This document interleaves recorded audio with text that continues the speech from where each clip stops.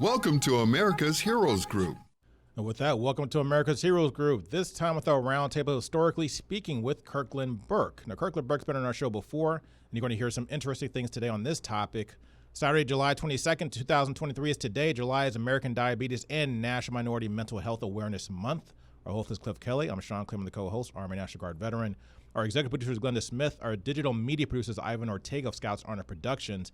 And we have a partner with us today that, once again, Kirkland Burke. He's a U.S. Navy veteran and military historian. And we're going to talk about the GI Bill Foundation. Many of us heard of the GI Bill, but not the GI Bill Foundation. What is it and why was it created? How are you doing today, Kirkland Burke?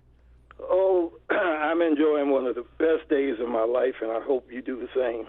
Thank you. Thank you for that. And I hope you have your success. Hope you have some success on that best day of your life. That's a tall order if you had a lot of good days in your past.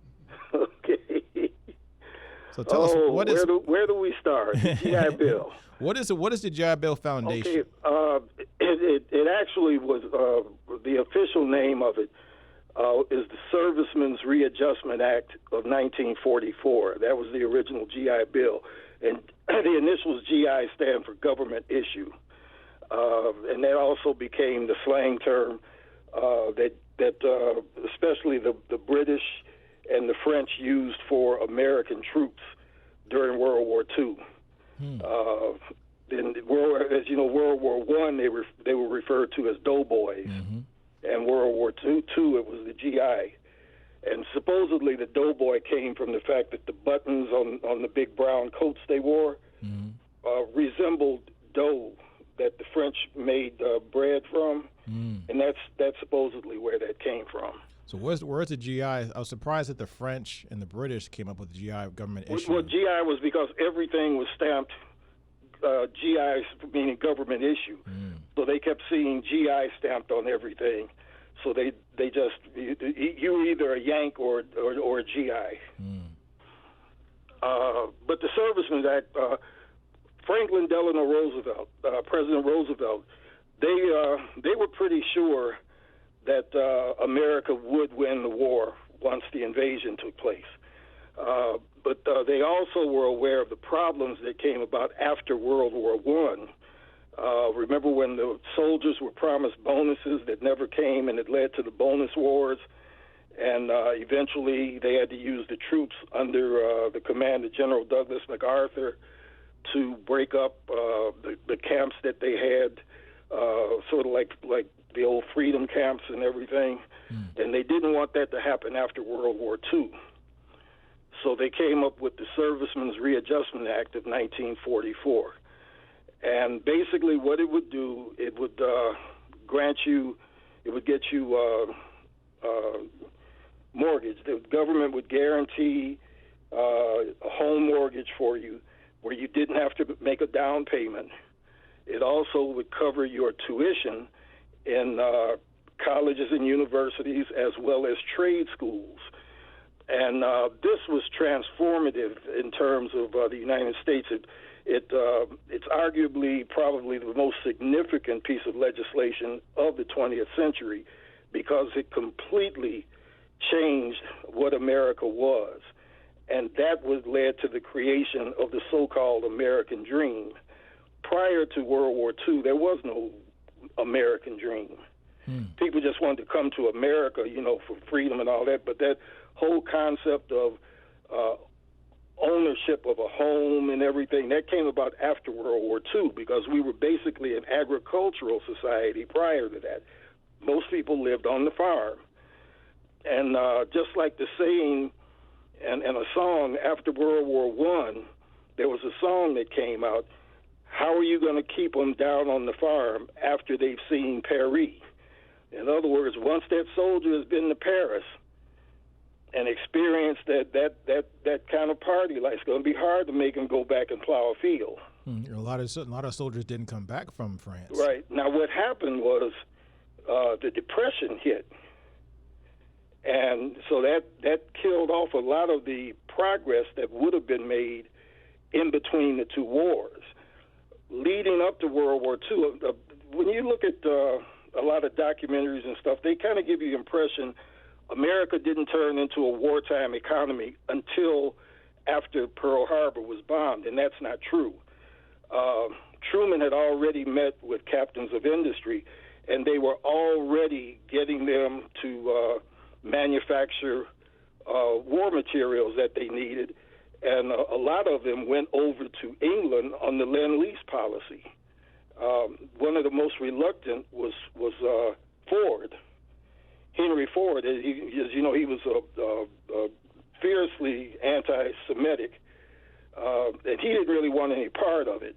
And Roosevelt kind of basically put it to him that when the war comes, and it will come, at the end of it, basically you don't want to be said that you weren't on board.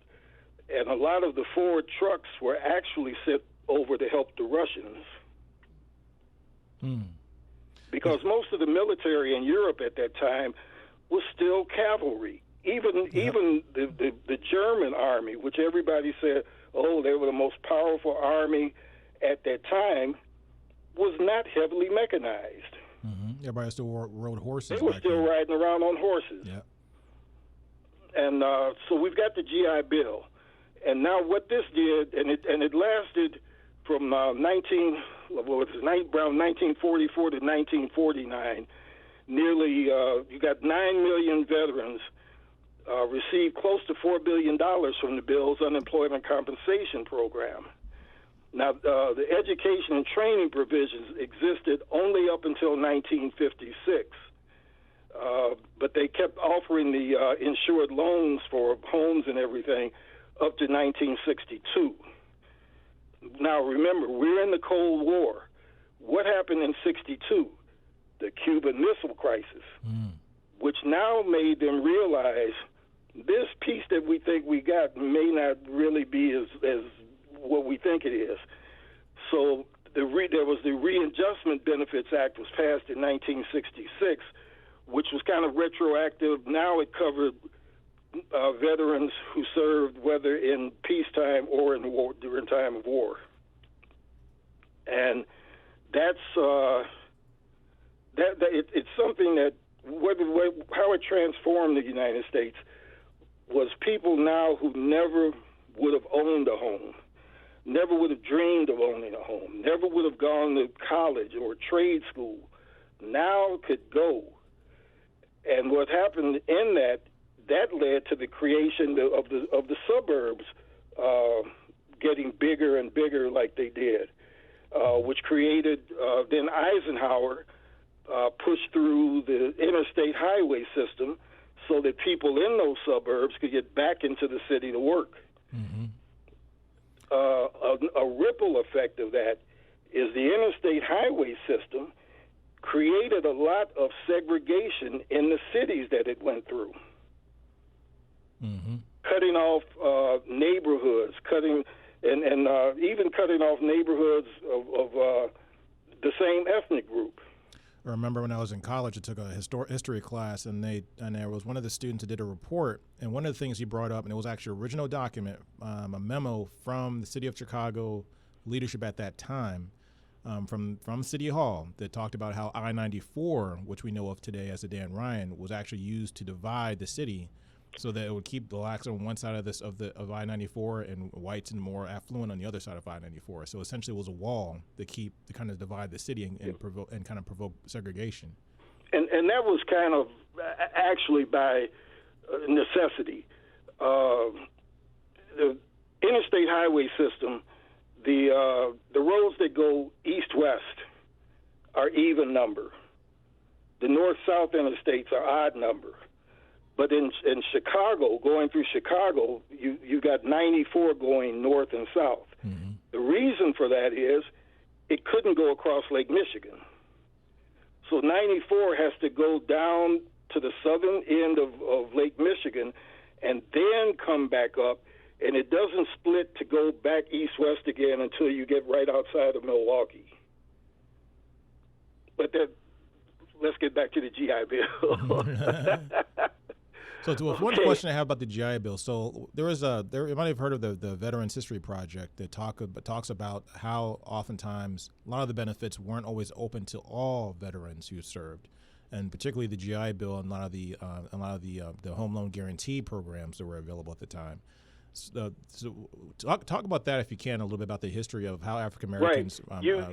What you would do is apply with the VA, and they would give you what's called a certificate of eligibility, and that you would take to the bank, or you would take it to the educational institution that you wanted to go to, and that was all you needed. Now, remember, with this, they not only paid your tuition, you also got a monthly stipend with that. So you really were being paid to go to school. Your mortgage, you didn't need a down payment.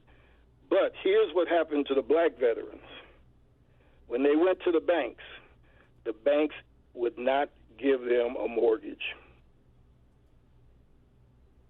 So while white people were moving, they were getting mobility out of the slum areas they were in, and now getting that as they came back and got married, you had the baby boom. They were able to go get those little homes that you see in the suburbs that kind of ring Cook County. But the black veteran was not able to get a mortgage. And that's what led to the contract buying that was prevalent among in the black community all the way into the 1970s, where you didn't have a mortgage, you bought on contract, which basically you were paying monthly to stay in that house, and if you missed one payment, they could evict you. So kind of like the predecessor to rent to own. So the Aronson's version of buying a house back in the day. Right. If you in Chicago, all those homes you see on 95th Street over there, like between Halsted and going over to Cottage Grove, that whole area over there, Lilydale, and all that, those homes were basically bought on contract. And they would not give you a mortgage. And it was interesting because we actually had Steffi Collada did some research on this topic as well. And we've had some guests on our show that talked about how their grandparents couldn't even get a certificate of eligibility. We call that a NOBI today, a Notice of Basic Eligibility today, a NOBI. But back in the day, just to get a regular certificate that should show that you could get this benefit, the VA system didn't even give that to African Americans at large. A lot of times they didn't even get their notice to even bring to the bank.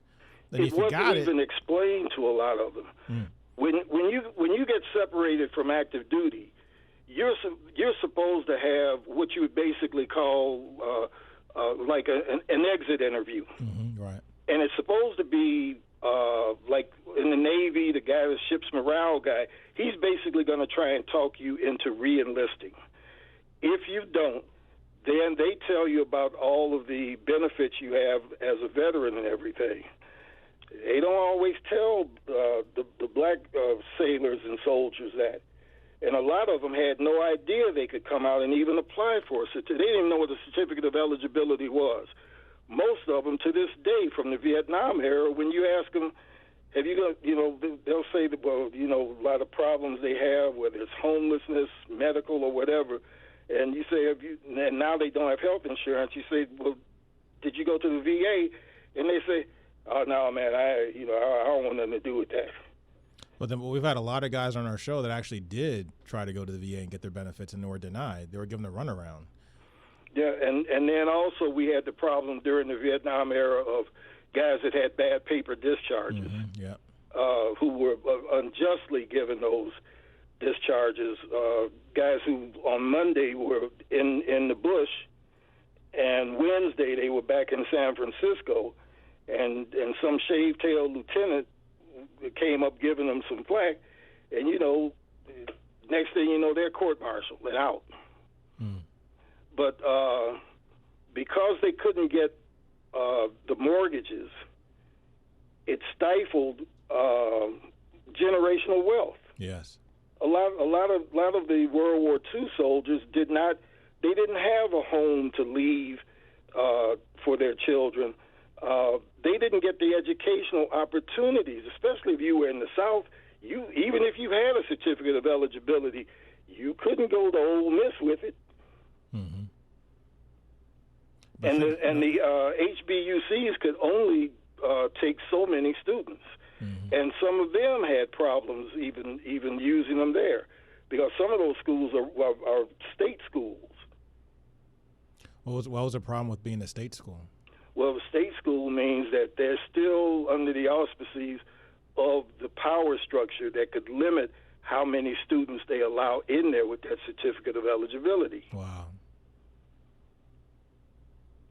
Wow. So I think about that today. Like, imagine if all of those GI, if all the African Americans and me and people that served during World War II that were African American, if they were able to use things like the GI Bill or the Home Loan Guarantee Program to actually buy houses, to invest in their communities, go to black banks and actually have a guaranteed loan by the government in a black bank, or go to a historically black college, HBCU, imagine how different things would be today. Right, and then you had guys who, if you were a demolitions expert, and then you came out, you're in your state, and they say maybe you need some kind of state certificate or certification to handle explosives or whatever in that state, but you've got to go to one of their institutions to get it. Well, they don't allow black people to go to that. Mm-hmm. So what you were trained for, you now can't do in civilian life. Yep. And that led, that also was a factor of, and I guess that would be the second part of what they call the Great Migration, which I call the Great Escape, was World War II veterans leaving the South, coming north for better opportunities that they were shut out of in the South. Let me ask you this. We have about a minute left. For you personally, what was your experience coming out of the Navy, and what area did you come out of? I am a full recipient of the educational benefits of the GI Bill. I went to Chicago State on the GI Bill under a program that was called Veterans in Public Service that Lyndon Johnson initiated. And at that time, 1968, the schools were up for grabs. He felt there should be more men teachers in the school. So that program was set up to get veterans, male veterans, teaching in the public school systems. Unfortunately, as you know, he didn't run for re-election. Looks like we're running out of time. And Nixon killed the program. Mr. Burke, I got to cut you off in there right there because we just ran out of time. So thanks for being on the show. We have a lot of stuff to talk about. I want to get more into your personal story next time you come back. Let's jump off at that point right there. But thanks for coming on our show. It was great to have you. Always got some great information for us, a history lesson today on U.S. America's Heroes Group. So thanks for your time. Oh, you're welcome. Thank you for having me. This is Sean Claiborne with America's Heroes Group, Kirkland Burke, U.S. Navy veteran, military historian, and more to talk about later. We'll see you in a little bit.